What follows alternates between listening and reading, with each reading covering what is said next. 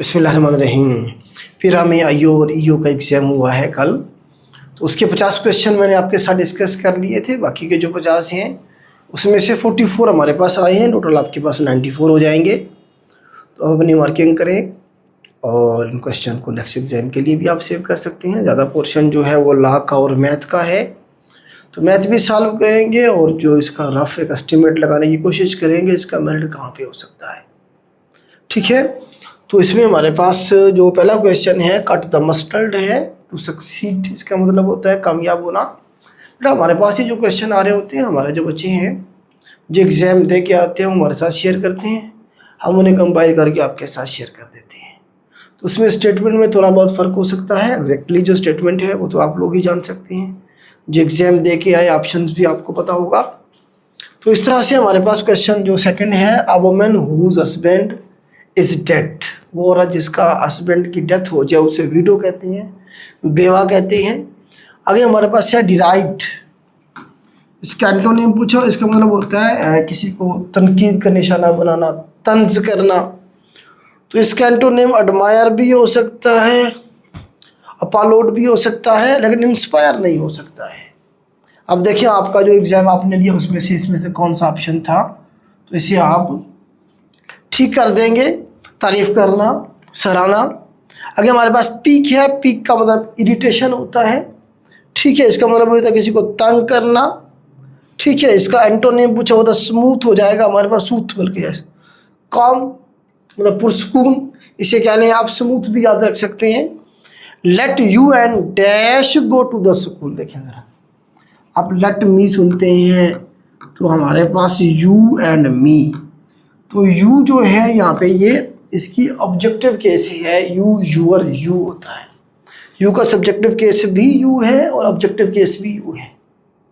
तो रूल ये है कि जब भी कोई प्रोनाउन एंड या आर के साथ मिले होंगे इकट्ठे, तो उनका केस जो है वो सेम होना चाहिए।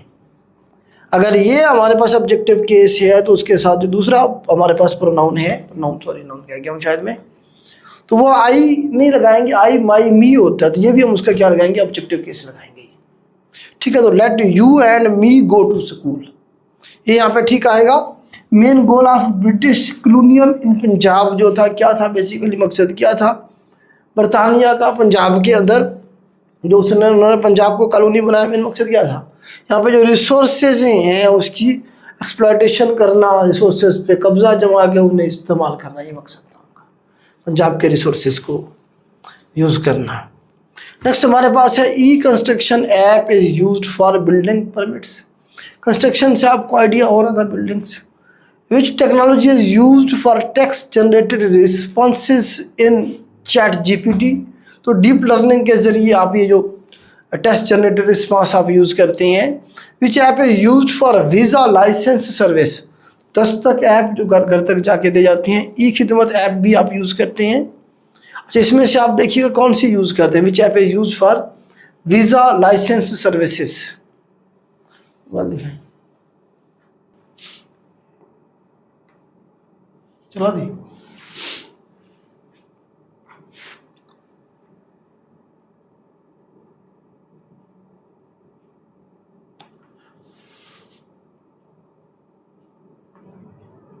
दस्तक ऐप एंड ई खिदमत ऐप जो है, इन दोनों में से अगर दोनों ऑप्शन थे तो इनमें से फिर ई खिदमत ऐप ज़्यादा बेहतर है, क्योंकि वीज़ा लाइसेंस के हवाले से डायरेक्टली तो कोई ऐप नहीं है जो पाकिस्तान में डील करते हैं, लेकिन हाँ उसके लिए जो डॉक्यूमेंट्स होते हैं उनके लिए जो है ना जी हम ई खिदमत ऐप यूज़ करते हैं। दस्तक ऐप तो ड्राइविंग लाइसेंस और बाकी चीज़ों के लिए है, डोर स्टेप पे आपको सर्विसेज गवर्नमेंट प्रोवाइड करती है, उसके हवाले से है।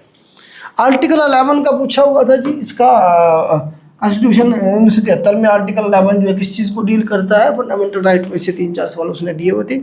स्लेवरी फोर्स लेबर, मतलब आप किसी को गुलाम नहीं बना सकते, ज़बरदस्ती उससे आप लेबर नहीं, कोई काम नहीं करवा सकते उसके विल के खिलाफ, आर्टिकल 11 ये डील करता है। Meeting of the board at least 1 in a year, meeting of board जो है उसने कहा कम से कम 3 महीने में एक बार, मतलब एक साल में कम से कम 4 मीटिंग होना ज़रूरी है। इस इनका जो कंपनीज एक्ट है 2013 उसके मुताबिक एक साल में 4 मीटिंग ज़रूरी है, मतलब 3 महीने के अंदर 1 मीटिंग ज़रूरी है, 120 दिन के अंदर 1 मीटिंग ज़रूरी है। ठीक है जी। Record of evidence must be submitted before the जज ऑन एफिडेविट। एफिडेविट की शक्ल में आप जो भी रिकॉर्ड वगैरह होता है एविडेंस वगैरह वो आप सबमिट करवाते हैं। आगे चलते हैं जी। नेक्स्ट हमारे पास है who is the secretary of पीरा अथॉरिटी। तो रफ़ाकत अली निसोना साहब हैं जी। तो दिखाएं उधर।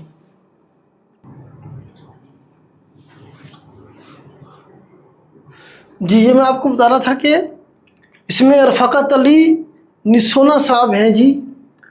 इस वक्त मैंने सर्च किया है तो ये ऑप्शन आ रहा है, लेकिन पीरा एक्ट को अगर हम पढ़ें तो डीजी पीरा का बताया जा रहा है कि वो क्या होगा जी, सेक्रेटरी ऑफ पीरा। वैसे हो नहीं सकता, एक सीट जो है डीजी पीरा की अलग से होती है, सेक्रेटरी अलग से होता है। अब ऑप्शन को देखें, ऑप्शन में अगर ये नाम था तो फिर ये ठीक है आंसर। ठीक है, अगर उसमें ये नहीं था, ऑप्शन इस तरह से डेजिग्नेशन दिए गए थे, तो एक्ट के मुताबिक तो यही लगता है डीजी पीरा। कन्फ्यूजन है, इसे आप लोग देखिएगा।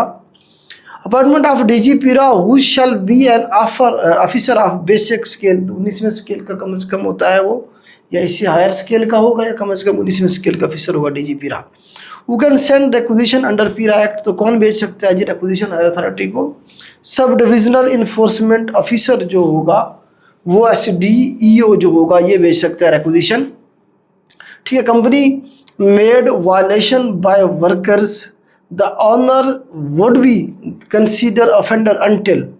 उसने एक मतलब कंपनी है वो वायलेशन कर रही है, company made violation by worker, मतलब कंपनी है उसके जो वर्कर हैं कुछ वायलेशन कर रहे हैं, तो जो ऑनर है वो ऑफेंडर होगा। असल मुजरिम कौन होगा? ऑनर होगा। कब तक? जब तक वो प्रूव नहीं कर देता कि यार ये जो मतलब है कि ऑफेंस हुआ है वो मैंने नहीं किया, मेरे किसी वर्कर ने किया है। ठीक है, तब तक ही prove to be not involve, जब तक उसका अपनी इन्वॉल्वमेंट जो है वो साबित नहीं कर देता है। समरी ट्रायल पर्पस जो है to proceed the case. Speedy summary trial basically वो केसेस होते हैं इस तरह से आप देखें कि हमारे पास जो ट्रैफिक के चालान हैं वो आपने पे करने होते हैं, उसमें कोई आगे हेयरिंग नहीं होनी, आगे कोई मतलब है कि कोई शिकायत नहीं पेश किए जाएंगे, हाँ जी आपने वायलेशन की थी नहीं की थी। समरी ट्रायल का मतलब ये है कि आपका मतलब प्रोसेस स्पीड अप करने के लिए किया गया, वरना तो एक चालान के लिए 10 जो है ना जाके मिल जाए, तारीख मिल जाए। तो जो समरी ट्रायल होता है वो स्पीड अप करना होता है, उसमें जो चीज़ें वो जो होता है आपका ऑफिसर जो मार्क कर देता है, बस उसको उस पर इम्प्लीमेंटेशन होनी होती है। आप ये कहें उस पर इम्प्लीमेंटेशन करवानी होती है, मतलब जो जुर्माना हो जाता है उसके ऊपर, या मतलब है कि उसके अलावा कोई और फाइन वगैरह या कोई सज़ा वगैरह। Special magistrate can try cases under the holding act through out which section. तो होल्डिंग एक्ट के सेक्शन 14A के तहत जो है जी स्पेशल मजिस्ट्रेट जो है वो केसेस की क्या करेगा जी, कैन ट्राई केसेस। तो वो क्या करेगा जी, ने लेके चलेगा केसेस को। कौन से इसके तहत? 14A जो सेक्शन है होल्डिंग एक्ट का, उसके तहत स्पेशल मजिस्ट्रेट क्या करेगा जी, केसेस को सुनेगा। Article 9A of constitution is for 9A का पूछा गया एनवायरमेंट प्रोटेक्शन के हवाले से ये। ठीक है, 9A। और आर्टिकल 175(1) जो है deals with establishment of Islamabad high court. आपको 2000 ये जो आपकी 18वीं तरमीम हुई थी उसके अंदर ये इस्लामाबाद हाई कोर्ट बनाया गया था। तो आप ये देखें 175 आर्टिकल पहले से है, उसका फिर आगे सब सेक्शन 1 है। ठीक है, उसके अंदर जो है ना इस्लामाबाद हाई कोर्ट को बनाने की जो क्लास है उसे ऐड किया गया। Article 24 does not apply to be enemy property in own state. इसका मतलब ये है आर्टिकल 24 के अंदर ये बताया गया कि अगर मेरी किसी के साथ दुश्मनी है या हुकूमत की किसी के साथ दुश्मनी है तो उसकी प्रॉपर्टी को जो है ना जी क्या है जी जब्त नहीं किया जा सकता, उसे उसकी प्रॉपर्टी से बेदखल नहीं किया जा सकता। ठीक है, किसी से आपकी दुश्मनी है तो आप कहें जी आप छोड़ दीजिए ज़मीन, आप वो उनकी ज़मीन से नहीं निकाल सकते हैं। ठीक है, टू होल्ड प्रॉपर्टी की जो प्रोविजन है वो इसके अंदर है, वो कोई भी सिटीज़न है पाकिस्तान का वो रख सकता है प्रॉपर्टी। ठीक है, अकॉर्डिंग टू द लॉ चलेंगे। अगर मतलब गवर्नमेंट के किसी ने पैसे देने हैं तो अकॉर्डिंग टू द लॉ उसकी प्रोसीडिंग होगी बाकायदा से। अगर किसी की ज़मीन जो है ना पब्लिक पर्पज़ के लिए गवर्नमेंट ले रही है तो उसकी कंपनसेशन की जाएगी, और कंपनसेशन के रूल एंड रेगुलेशन के मुताबिक किया जाएगा। ऐसा नहीं है जी 2 करोड़ की ज़मीन है गवर्नमेंट का, ये लो जी 2 लाख और भाग जाओ इधर से, ऐसा नहीं होगा। ठीक है, इसके अंदर ये बताया गया है अपनी स्टेट के ऊपर, अपनी जो स्टेट में स्पेशल मीटिंग ऑफ DERB डर्ब बन जाएगा district enforcement and regulatory board की जो है, कौन जो है ना जी उसे चेयर करेगा? चेयरपर्सन उसे जो है ना जी क्या करेगा जी, चेयर करेगा या उसे मतलब शुरू करवाएगा on the request of any member. उसके जो मेंबर हैं उनको कोई भी मतलब उसमें से रिक्वेस्ट करेगा तो फिर चेयरपर्सन जो है उसे इनिशिएट कर सकता है, मतलब उसकी जो मीटिंग है बुला सकता है। GIS का पूछा गया था पीरा के अंदर, stand for geographical interface system, इसका एब्रीवेशन है।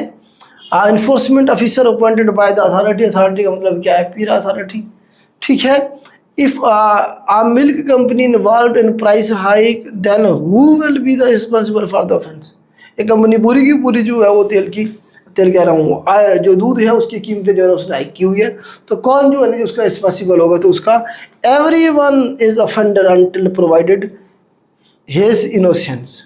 उस कंपनी का हर एक मेंबर क्या होगा, ये ऑफेंडर होगा, जुर्मदार होगा, मुजरिम होगा, जब तक कि वो अपना जुर्म जो है अपने आप को इनोसेंस साबित ना करते हैं। ठीक हो गया जी। ये नहीं है कि मालिक का है जी मुझे नहीं पता, उसके जो कंपनी के जो है ना जी CEO या बाकी जो मेंबर होगा जी हमें भी नहीं पता किसने कीमतें बढ़ाई हैं, ऐसे थोड़ी होता है। आर्टिकल 24 ये अगेन आ गया, ये हो गया, ठीक है, ये भी हो गया है। आगे जी हमारे पास क्वेश्चन नंबर 76 है, arrested person must be produce before the magistrate with in 24 hours. 24 घंटे आपने कोई बंदा अरेस्ट किया पुलिस ने या किसी और इदारे ने, तो 24 घंटों के अंदर अंदर उसे किसी न किसी मजिस्ट्रेट के सामने, जज के सामने पेश करना ज़रूरी है। 2 दिन के लिए, 2 महीने के लिए आप उसे छुपा के नहीं रख सकते, आपसे बेजा में नहीं रख सकते। तो आर्टिकल जो 10 है हमारे कॉन्स्टिट्यूशन का, वो सेफ गार्ड करता है एक सिटीजन ऑफ पाकिस्तान जो है, जिससे हम आप अरेस्ट करेंगे उसे 24 घंटे के अंदर अपने अदालत के सामने पेश करना होगा। अथॉरिटी में confer additional power to EO, IO, SDO। इसमें देखिए इसने कहा कि जो अथॉरिटी है जो एडिशनल पावर है वो दे सकती है EO को, IO को या SDO को। जब आप EO लिखा हुआ, लेकिन मैं समझता हूँ कि ये आंसर ठीक नहीं है, ये तीनों को कर सकती है जी। आप अपने पीरा एक्ट पढ़ा होगा, जो अथॉरिटी है वो जो एक्स्ट्रा पावर है, एडिशनल पावर जो है वो EO को भी दे सकती है, IO को भी दे सकती है और SDO को भी दे सकती है। EO तो दरमियान वाला है, अगर आप EO को दे रहे हैं एक्स्ट्रा पावर तो SDO को क्यों नहीं दे सकते, उससे हायर अथॉरिटी के ऊपर है। मेरे ख्याल से तीनों को दे सकते हैं, आपके एक्ट के मुताबिक एक्ट पढ़िएगा, उसमें लिखा हुआ है कि एक्स्ट्रा पावर इनमें से किसी एक को भी दी जा सकती है। What is meant by scheduled in PERA. PERA के अंदर शेड्यूल का क्या मतलब है, शेड्यूल अपेंडेड, अपेंडेड का मतलब एडिट कह रहे हैं इसे आप, to the rules specifically the पीरा ऑपरेशन एंड प्रोसीजर्स रूल 2025। इसका मतलब ये है, ठीक है, इस रूल्स का मतलब ये है। नेक्स्ट है जी हमारे पास prohibition of encroachment is under which section, तो सेक्शन 37 के अंडर है। Bar of jurisdiction under PERA act code specified for this act. तो अदालतों के जो मामलात हैं वो कोर्ट स्पेसिफिक कोर्ट हैं, उनके अंदर जो है ना जी इस एक्ट के तहत वहाँ पे जो है ना जी वो चलेंगे, बार ऑफ जुरिडिक्शन उधर होगा। PERA is an act to provide for the establishment of PERA and prescribed procedure for efficient and effective implementation of. किस चीज़ को, ये पूछा गया कि पीरा बेसिकली कौन से लॉज की इम्प्लीमेंटेशन करवाता है। स्पेशल लॉज की करवाता है, only laws specified by the authority. इसमें से जो आपका एक्ट है उसका प्रीएम्बल पढ़ेंगे तो उसमें लिखा हुआ स्पेशल लॉज, कौन कौन है स्पेशल लॉज वो भी मेंशन है एंड के ऊपर, कौन कौन सी हैं जी। रेवेन्यू एक्ट जो है 1967 वाला, होल्डिंग एक्ट है इसी तरह से, और प्राइस कंट्रोल के लिए एक्ट है, आपको बताया 3, 4, 5 एक्ट मेंशन है, मतलब टेंडेंसी एक्ट है जैसे, ठीक है। इनकी इम्प्लीमेंटेशन मतलब इन्हें स्पेशल लॉज कहते हैं, इनकी इम्प्लीमेंटेशन करवाता है कौन जी, फिर If injured person has died under police custody, then the report of the medical officer shall be considered as, जो मेडिकल ऑफिसर उसका मुआयना करेगा वही रिपोर्ट जो ना फाइनल एविडेंस के तौर पे, एविडेंस ऑफ द स्टेटमेंट, वो जो है ना जी मजिस्ट्रेट के सामने पेश की जाएगी कि क्यों मरा, क्या हुआ, क्या नहीं हुआ, ठीक है। After the trial of the case magistrate forward a copy who session जज को भेज देगा, ठीक है जी। नेक्स्ट है हमारे पास special revision of record of right under which section of PL Punjab land revenue authority 1967, तो सेक्शन 40 के तहत जो है ना जी रिवीजन ऑफ रिकॉर्ड जो है 4 साल के अंदर अंदर जो है वो किया जा सकता है। Right of occupancy not to be accord by the mere lapse of time in which section of tenancy act, section 9 के तहत इसमें ये बताया गया है। कोई बंदा ये क्लेम नहीं कर सकता जी मैं पिछले 50 साल से इस जगह पे रह रहा हूँ तो ये जगह मेरी है, ठीक है। मतलब टाइम का लैप्स की वजह से वो ये नहीं कह सकते, किसी की जगह के ऊपर क्लेम नहीं कर सकता जी ये मुझे दे दी जाए या ये मेरी हो गई है। जो डॉक्यूमेंट्स हैं उसके मुताबिक फैसला होगा। मतलब परमानेंट एक्वायर नहीं कर सकता किसी भी जगह को कोई भी टेनेंट। टेनेंसी एक्ट के जो सेक्शन 9 है उसमें ये बात कही गई है। अगर मैथ के सवाल है इसमें बताया गया जी 216 √3 है, तो इसे आप इस तरह से लिख सकते हैं 216 इस सारे की 1/3 लिख सकती है। 216 को मैं लिख सकता हूँ 6 × 6 × 6 इस सारे की पावर 1/3। इसे फिर मैं लिख सकता हूँ 6 की पावर 3 × 1/3, इसके साथ ये कट जाएगा तो 6 बचेगा आपका आंसर। ठीक हो गया जी। आगे हमारे पास वर्कर्स का है, इसे देखिए ज़रा। इसमें वो क्या कह रहा है, इसमें वो कह रहा है जी a worker make a basket in 2/3 of an hour. इसका मतलब क्या है, 2/3 ऑफ का मतलब होता है मैथ में मल्टीप्लाई, एन आवर का मतलब क्या 60 मिनट। ये इसके साथ कट गया 20 हो गया, 20 ज़रा 2 40 हो गया। 40 मिनट के अंदर वो एक बास्केट बना लेता है। हमने टाइम को ज़रा सेट कर दिया कि इस सारे का मतलब ये है कि वो 1 घंटे का 2/3वां हिस्सा, मतलब 40 मिनट के अंदर वो क्या करता है जी एक बास्केट बना लेते। तो कह रहे बजाय 7.5 घंटों में कितना बनाएगा। अब इसके भी मिनट बना ले 7.5 घंटों के, 7 घंटे हैं, 1 घंटे में 60 मिनट है तो कितना हो गया 0 6 × 4 42 200 420। आधा घंटा ऊपर वाला, आधे घंटे में कितने मिनट होते हैं 30 मिनट होते हैं। कितना हो गया 450 मिनट। 450 मिनट के अंदर टोटल, हाँ जी 40 मिनट में एक टोकरी बन रही है तो 40 पे डिवाइड करना 0 चला गया तो 45/4 टोकरियां बनाएगा वो, ठीक है। 45/5 इसका जवाब आ जाएगा। ऑप्शन में था तो ठीक है, वरना इसे आप उसे तकसीम करके मजीद जो है ना इशारिया में भी इसका जवाब निकाल सकते हैं। आगे हमारे पास ये प्रोपोर्शन का क्वेश्चन था। इसमें सीधी सी बात है, आप इसे सर्कल कर लें, प्रोपोर्शन ये देखिए इसे, इसका मतलब इक्वल टू सर्कल कर लें, इक्वल वालों को आपस में मल्टीप्लाई करें, बाहर वालों को आपस में करें, आपका जवाब आ जाएगा 12 × x = 68 × 30। x यही रह गया 68 × 30 डिवाइडेड बाय 12। 6 × 2 12, 6 × 5 30, 2 × 2 2 3 6, 2 × 8 34 × 5 5 × 4 20 2 5 × 3 15 15 2 17 170 जवाब आएगा जी। इसे मल्टीप्लाई करें 34 को 5 के साथ 170 आंसर आएगा। ठीक हो गया, कर लेंगे। आगे हमारे पास क्वेश्चन है जी वर्क एंड टाइम का है। A man can do a work in 12 days while A and B can do the same work in 10 days।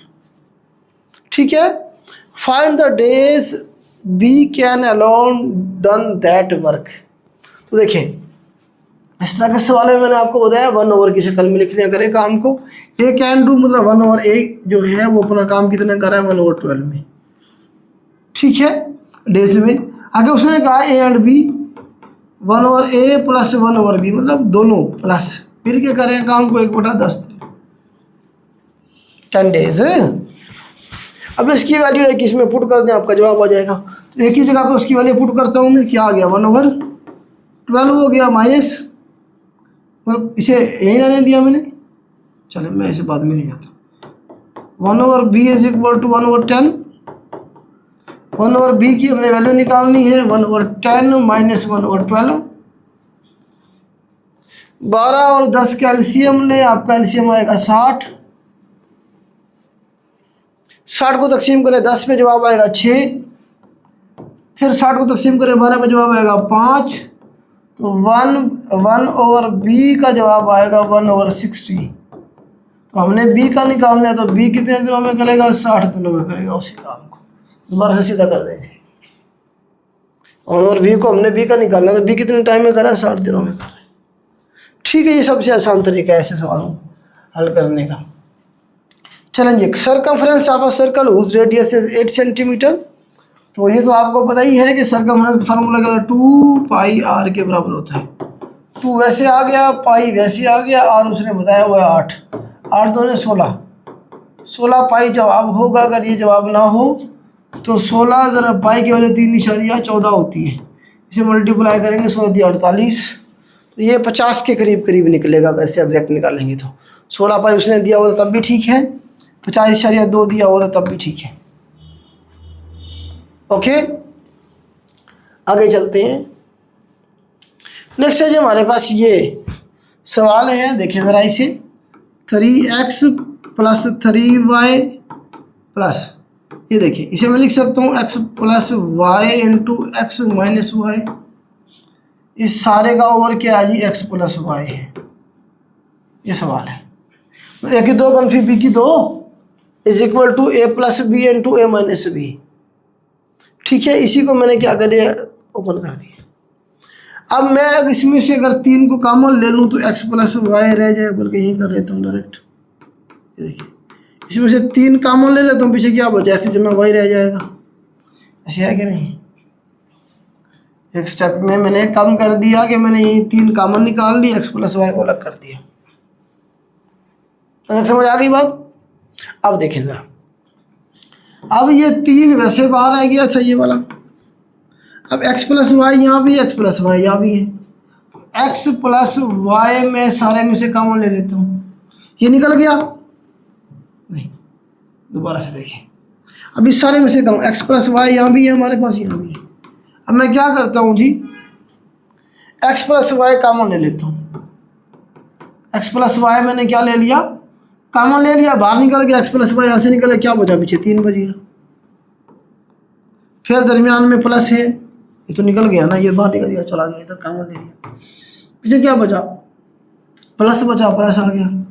फिर हमारे पास क्या है जी, x प्लस वाई निकल गया बाहर, पीछे क्या बचा, x माइनस,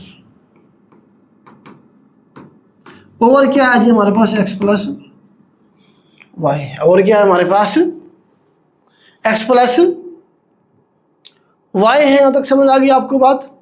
अब x प्लस वाई के साथ x प्लस वाई कट गया, बाकी ये हमारे पास बच गया, x plus into x minus y. अच्छा, इसमें एक बात और है, ये जो हमारे पास है ये वाला x प्लस वाई, ये इसका मतलब इसके ओवर में नहीं है, इस सारे के ओवर में है। अगर ये सिर्फ इसके ओवर में लिखेंगे x square minus y square के नीचे लिखेंगे, फिर हमारा ये जवाब कभी भी नहीं आएगा, फिर हमें एलसीएम लेना पड़ेगा दरमियान में। यहाँ पे पहले थोड़ा सा टेक्निकली आपने इसे देखना है, स्टेटमेंट आपने देखिए वहाँ पे क्लियर हुआ सवाल जो आपने दिया है, इस सारे का ओवर होगा ये एक्स प्लस वाई। बात समझ आई। उसमें से फिर हमने एक्स प्लस वाई बाहर निकाल लिया, उसे जो कट होता था कट हो गया, इसके साथ ये हो गया, बाकी क्या बचा, 3 जमा एक्स माइनस वाई। ये हमारा रिक्वायर्ड जवाब है। ठीक है, आगे चलते हैं जी। टोटल ऑब्जेक्ट हैं जी 6440 which is 20%। Selling how much sold out, ये टोटल है, उसमें से 20% सेल हो गया, तो कहते बजाय बाकी कितने बचे हुए हैं, निकालें इसका 20%। 20%, 20 ओवर 100, सिफर का सिफर चला गया, इसके साथ ही चला गया। 4 दूने 8, 4 दूने 8, 6 दूने 12, 1288 सोल्ड हो गए। टोटल कितने थे, 6440, 1288 उसमें से सेल हो गए, बाकी कितने बचे, 10 में से 8 गया 2, 13 में से 8 गया 5, 3 में से 2 गया 1, 6 में से 1 गया 5, 51 52, ये इसका जवाब आएगा 5152। अगर स्टेटमेंट यही थी, अगर स्टेटमेंट ये थी कि जी 20% जो सोल्ड हुआ वो ये है, तो बताएं जी टोटल कितना था, फिर सवाल दूसरी तरह से होगा। ठीक है, फिर आप कहेंगे 20% of x is equal to ये 6440, वहाँ से एक्स की वैल्यू निकाल लेंगे, आपका जवाब आ जाएगा। स्टेटमेंट को आपने देखना है पेपर में किस तरह से थी।